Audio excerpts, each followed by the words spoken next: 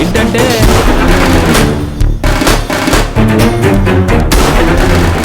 ఏమీ లేదు. మరి వెళ్తున్న దాన్ని ఎందుకు ఆగమన్నారు? నేనేం చెప్పినా వినరు, మా ఆవిడ చెప్తే మాత్రం వింటారు. విసిగించకుండా విషయం ఏంటో చెప్పండి. అందరం కలిసి నీతో మాట్లాడదాం అనుకుంటే మా ఆయన ముందే వచ్చేసాడా?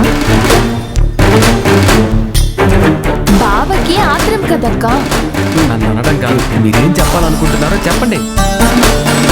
చూడొచ్చిన నీలవేణికి తారక్ మీద ఇష్టం లేకపోయినా అభిమానం ఉంది.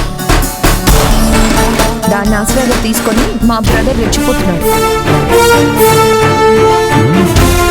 నువ్వు ఫైల్స్ ముందేసుకొని సిన్సియర్ గా పనిచేసిన ఎంప్లాయీగా కనిపిస్తావు తప్పించి ఈ ఇంటికి కోడలివి మాత్రం కావు. మరేం చేయమంటారు? ప్రతిరోజు వచ్చి తారక్తో నా పెళ్ళెప్పుడు అని అడిగితే పిచ్చి దానిలో చూస్తారు. పండక్కో పబ్బానికో రావడానికి నేనే చుట్టాని కాదు. కరెక్టే, కానీ ఇక్కడ ప్రాబ్లం ఉంటుంది. నిన్ను చుట్టేసుకునే అంత ప్రేమ తారక్కి లేదు. మా అత్తయ్య గారు చుట్టూరు తిరిగినంత మాత్రాన నీ పెళ్ళి అవుతుందన్న గ్యారెంటీ లేదు. మరి అర్చన ఎందుకు ఆశలు పెంచుకోవాలి? నీలవేణి కేవలం పని మనిషిగా ఉంటే ఈ ప్రాబ్లం వచ్చేదే కాదు.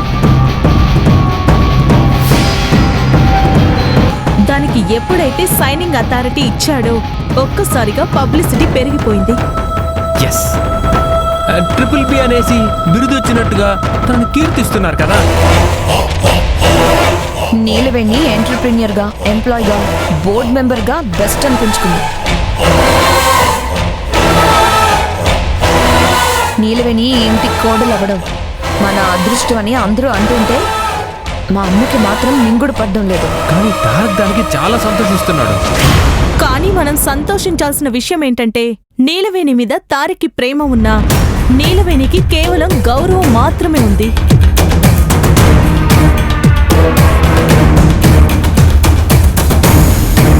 చదువు నేర్పించడానికి చాలా దగ్గరగా ఉన్నా ఇద్దరూ దగ్గరవ్వలేదు.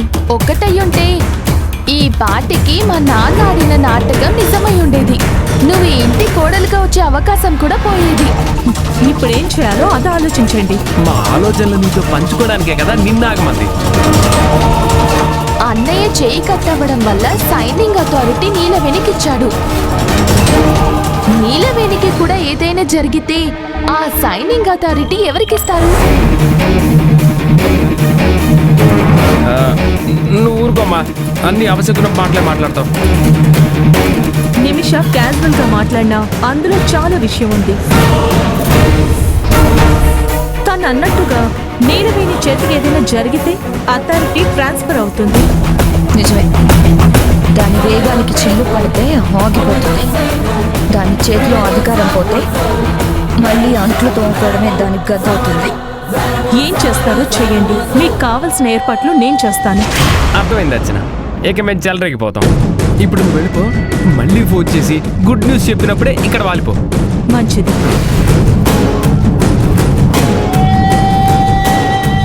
పదండి.